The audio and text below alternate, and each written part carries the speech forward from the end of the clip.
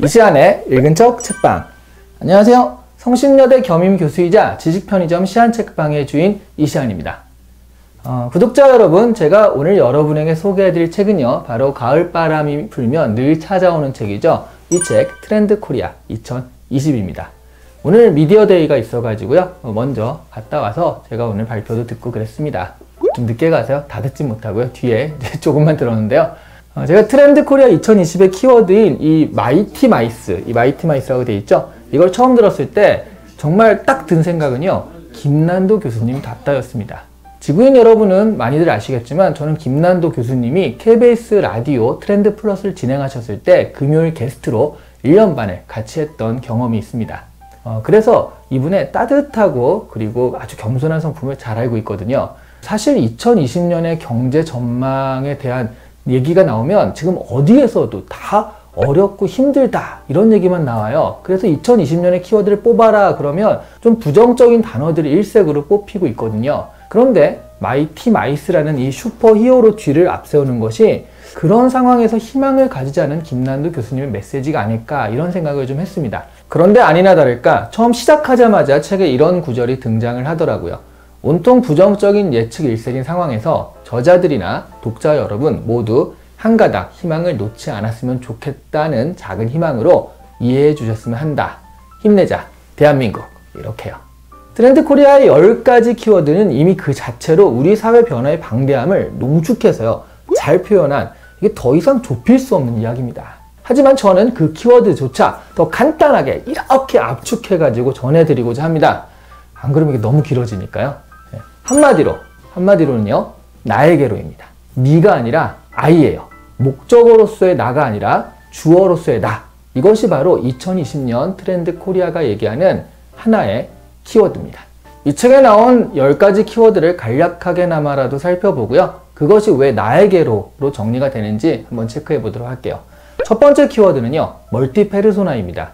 퇴근 전후의 생활이 다르듯 우리들은 2가지 이상의 정체성을 가지고 살아가고 있다는 것인데요.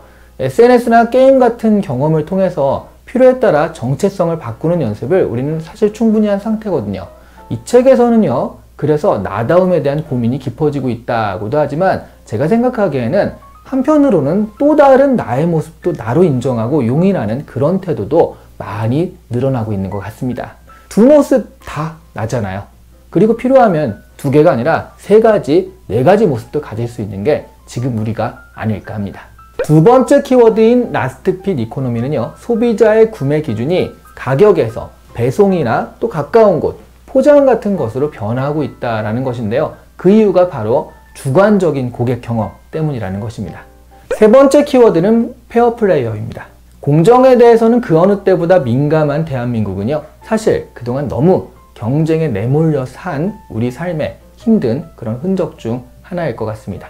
경쟁에서 이긴 사람이 많은 걸 가져가는 시스템에서 경쟁의 과정이나 그리고 평가가 공정하지 않다라면 그걸 눈 감긴 힘들죠. 공정을 추구하는 방향성은 입시 제도뿐 아니라 회사의 구조에도 큰 영향을 미치게 될 것인데요. 이 같은 경향성이 어떤 결과를 만들어낼지는 조금 더 지켜봐야 할 것 같습니다. 다만 그런데 이 공정 역시 따지고 보면요, 자신이 손해보지 않으려는 욕구니까요, 나를 주체로 한 사고의 또 다른 결과라고 할 수 있겠어요.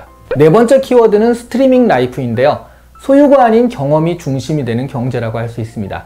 오피스, 집뿐만 아니라 차, 인테리어 이런 것들을 다 구독 서비스 같은 것들로 경험 중심의 상품들을 구입하는 것인데요. 무엇보다 이렇게 경험 경제로 가는 가장 큰 이유는요, 소비자들이 하고 싶은 것은 많이 늘어났는데 자원은 한정되어 있기 때문입니다. 역사상 부모 세대보다 가난한 처음 세대가 밀레니얼 세대라고 하죠. 소유가 아닌 경험은 선택이 아닌 필수인 셈이라고 할 수 있습니다. 다섯 번째 키워드는요, 초개인화 기술인데요. 빅데이터와 AI 기술로 개인에 대한 분석과 맞춤이 가능해지는 시대에 살게 된다는 것이죠. 이 책에 나온 예는 아니지만요, 제가 쉽게 예를 들어서 설명드리자면 현재 넷플릭스 영상을 보면 그 영상을 분석해서 추천이 되잖아요. 그런데 거기서 더 나아가서 이 사람이 비 오는 날 좋아할 만한 영상, 아니면 더운 여름날 좋아할 만한 영상, 이렇게 그걸 또 세분화해가지고 사용자를 분석해서 그 사람에게 맞는 서비스를 그 날씨, 그 환경에 맞춰서 제공하는 것을 말해요. 한 사람이 아니라 0.1명에 맞춰서 세그먼트 해야 한다는 것입니다.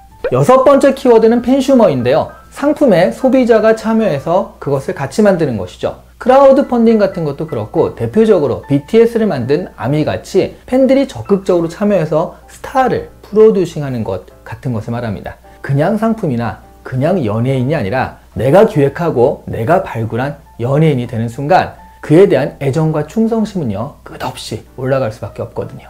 일곱 번째 키워드는 특화 생존인데요. 초개인화 기술처럼 브랜드의 정체성이나 서비스의 내용을 세분화하고 특화해야 한다는 것입니다. 요즘 제가 유튜브 강연 요청을 좀 많이 받는데요. 채널 기획에 대해서 말씀드릴 때 많이 말씀드리는 게 예전에는 일반적인 매크로 레인지의 시대였다면 지금은 미들 레인지의 시대고 앞으로는 마이크로 레인지의 시대가 온다라고 말씀을 드려요. 다 제가 만든 말이긴 하지만요. 어쨌든 가령 예전에는요. K-POP 팬클럽 채널 이런 식으로 개설을 했다라고 한다면 미들 레인지의 시대인 지금은요. 그중 보이그룹 하는 식으로 좀 특화를 해야지 살아남을 수가 있고요. 앞으로 2, 3년 안에 오게 될 마이크로 레인지의 시대로 가면요. 그중 곧 데뷔하는 트레저 13의 팬 채널 하는 식으로 아주 특화를 해야지 살아남을 수 있다라는 얘기를 많이 하거든요. 바로 그에 딱 맞는 키워드가 이 특화 생존이라는 키워드입니다. 여덟 번째 키워드는 58 세대입니다. 5060 나이대의 사람들인데요. 58은 Old People with Active Lives의 약자입니다. 가수 이승환의 나이가 50세가 훌쩍 넘죠. 하지만 어디를 봐도 그렇게 보이지 않잖아요. 물론 이 경우는 좀 너무 심한 예지만 요즘 60세 정도만 해도 노년층이다 라고 하기에는 애매한 경우도 많아요. 그래서 신중년층이라는 말을 쓰기도 합니다. 이들은 어느 정도 경제력이 있고요. 그리고 신기술에 능숙한 건 아니지만 그래도 단순한 사용에는 전혀 어려움이 없는 그런 세대들이죠. 아홉 번째 키워드인 편리함은 편리함이 프리미엄 전략이 된다라는 얘기인데요. 이 편리함은 시간을 절약해주는 것, 그리고 노력을 절약해주는 것, 성과를 높여주는 것 이렇게 크게 세 가지로 나눌 수 있는데요. 근데 이 얘기를 다 합치면요. 결국 시간을 돈으로 사는 모든 서비스를 말합니다. 북튜브를 하는 입장에서는 독서에서 청소로 간다라는 오디오북의 이야기가 눈에 들어왔는데요. 책을 읽는 거에서 책을 듣는 것으로 간다라는 것이죠. 열 번째 키워드는요. 업글인간입니다. 성공이 아닌 성장에 초점이 맞춰진 건데요. 성공을 위해 자기 개발을 하는 것이 아니라 스스로의 만족과 성취를 위해 운동이라든가 취미, 지식 같은 것들에 시간을 투자하는 것을 말해요. 북튜브에 대한 이야기도 나와서 제가 잠깐 기대를 했거든요. 근데 저를 언급하지 않으시고 책 읽지라를 대표 북튜버로 언급하셨더라고요. 참 생각해보니까 그러네요. 네. 이 영상 올리지 말까 보다 하는 생각이 갑자기 싹 들긴 하는데 그럴 순 없죠. 네. 그래도요. 책 읽지라는 또 제가 좋아하는 북튜버니까 괜찮습니다. 이렇게 정리하고 보니까 제가 말한 것에 좀 수긍이 가지 않으십니까? 모든 관심과 시간과 노력은 나에게로. 트렌드 코리아 2020은요. 멀티 페르소나로 자신의 다양한 정체성을 고민하지 않고 인정하는 데서 시작을 합니다. 라스트핏 이코노미나 초개인화 기술, 팬슈머, 특화 생존 이런 키워드를 통해서 개인에게 맞춤한 주관적인 만족도가 중요한 시대가 되었다고 말하고 있고요.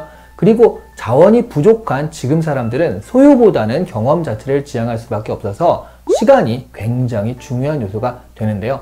스트리밍 라이프나 편리미엄이 그걸 잘 보여주고 있습니다.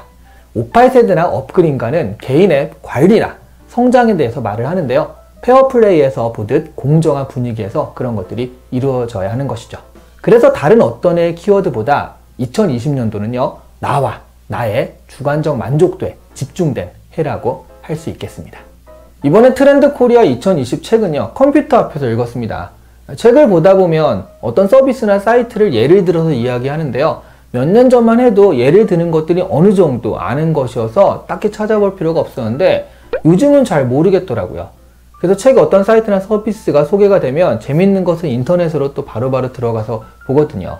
몇 년 전에 비해서 저는 오히려 유튜브도 하고 있고 그러니까 제가 트렌드에 둔감해진 것은 아닌 것 같아요. 그러니까 그만큼 변화가 빨라지고 양이 많아진 것이라고 볼 수 있을 것 같습니다. 갈수록 그래서 트렌드를 파악할 때 노력이 필요해지는 일이 되는 것 같아요.